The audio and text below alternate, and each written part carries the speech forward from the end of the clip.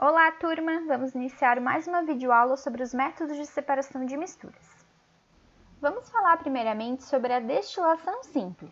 Nesse caso, podemos separar os componentes de uma mistura homogênea, que possui somente uma fase, de um sólido não volátil, ou seja, não vaporiza facilmente, em conjunto com um líquido, ou também com uma mistura homogênea entre dois líquidos, mas esses líquidos eles não podem possuir um ponto de ebulição próximo, tá?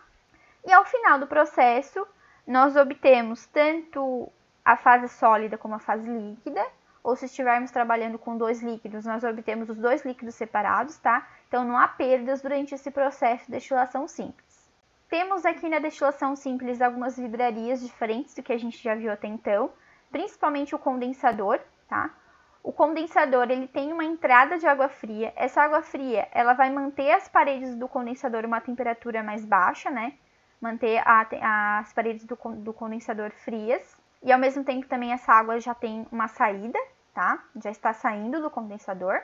E o vapor que é formado aqui no processo de destilação, que eu já vou explicar para vocês, passa aqui por dentro do condensador, tá? Temos também um termômetro para ficar aferindo a temperatura durante o processo, que é muito importante. E a nossa mistura, aqui nesse caso, ela está aqui no interior do nosso balão de fundo chato, que está apoiado numa tela de amianto, que ela distribui melhor o calor, tá? Que é proveniente aqui da chama do bico de bus.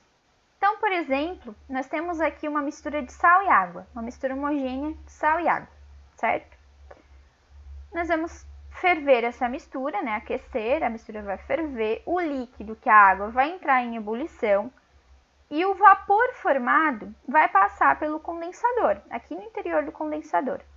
Nesse momento, o vapor vai ter contato com as paredes frias do condensador. Então, esse vapor vai passar pelo processo de condensação e vai voltar ao seu estado líquido e vai ser recolhido aqui no Erlenmeyer, tá?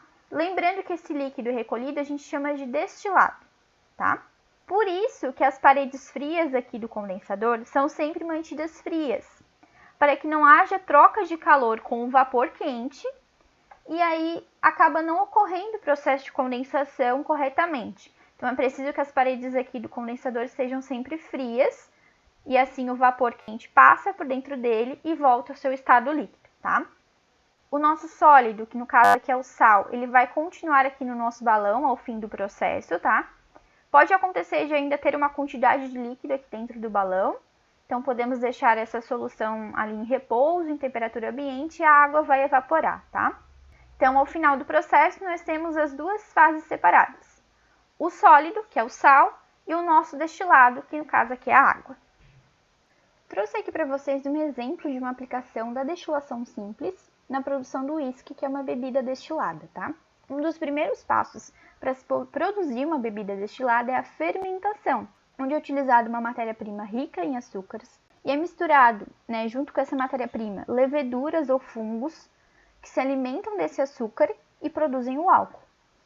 Só que esse processo de fermentação ele rende uma porcentagem de álcool para a bebida muito baixa, e não é isso que se deseja, já que a bebida destilada é conhecida por ter uma alta quantidade de álcool presente nela.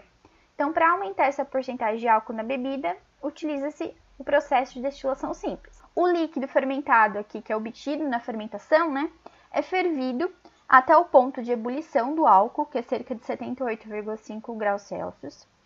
O vapor formado é enviado para o condensador, passa pelo processo de condensação, volta ao estado líquido e é coletado ao final. E com a utilização da destilação simples nesse processo de produção do uísque, é possível elevar em até 70% a porcentagem de álcool presente na bebida aqui final, certo? E a destilação simples ela também está presente no processo de produção de outras bebidas destiladas, como a vodka, a tequila e a cachaça também, tá? Então, uma aplicação muito interessante da destilação simples na parte da indústria de bebidas alcoólicas, certo? Agora vamos falar de outra técnica, que é a destilação fracionada. Se caso estivermos trabalhando com uma mistura homogênea de dois ou mais líquidos, e esses líquidos presentes nessa mistura possuem pontos de ebulição muito próximos, nós podemos separar esses líquidos através da destilação fracionada. Nessa técnica, nós vamos utilizar outra vidraria, tá? Que é a coluna de fracionamento. E dentro dessa coluna vão ter várias bolinhas de vidro, tá? Temos novamente o condensador com entrada e saída de água, fazendo o mesmo processo, né? Facilitando, né, a condensação do vapor quente que passa aqui por dentro dele. E é recolhido aqui, né, o líquido, é recolhido, né, o nosso destilado no Erlenmeyer, tá? Vamos ter, por exemplo, aqui nesse caso, uma mistura homogênea de dois líquidos, aqui no nosso balão de fundo chato, tá? O líquido de menor ponto de ebulição vai passar por estado gasoso primeiro, mas do outro líquido possui um ponto de ebulição muito próximo e logo em seguida também entra em ebulição. Para impedir que os vapores formados aqui na ebulição dos dois líquidos cheguem ao mesmo tempo no condensador, nós temos a coluna de fracionamento. Essas bolinhas de vidro no interior da coluna servem como um obstáculo, permitindo que o líquido com menor ponto de ebulição chegue primeiro no condensador, passe pelo processo de condensação e seja recolhido no Erlenmeyer. Então, nós trocamos o Erlenmeyer e logo em seguida o outro líquido com ponto de ebulição um pouquinho maior, né? Passa pela coluna de fracionamento, tem que passar por esses obstáculos que são as bolinhas, chega no condensador, passa pelo processo de condensação e é recolhido, ok? Uma questão importante também que eu quero lembrar para vocês é que, novamente, nós utilizamos aqui o bico de Bunsen, né, como fonte de aquecimento. Se caso um dos líquidos presentes aqui na mistura for inflamável, nós podemos utilizar também uma manta de aquecimento, tá? Para não correr o risco, né, de acidentes dentro do laboratório, ok? Falando um pouco agora sobre o balão de vidro, tá? Existem vários tipos de balão de vidro em laboratório. O qual você vai utilizar depende muito da técnica do experimento que você vai realizar em laboratório, tá? No caso do exemplo que eu dei para vocês, tanto de destilação simples e da fracionada, foi utilizado um balão de fundo chato, principalmente porque a fonte de aquecimento era o bico de Bunsen, né?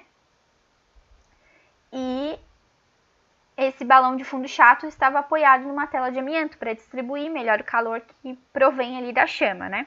Se caso for utilizado uma manta de aquecimento, podemos utilizar também um balão de fundo redondo, que é esse aqui, que ele cabe, né, perfeitamente aqui dentro da manta, né, de aquecimento.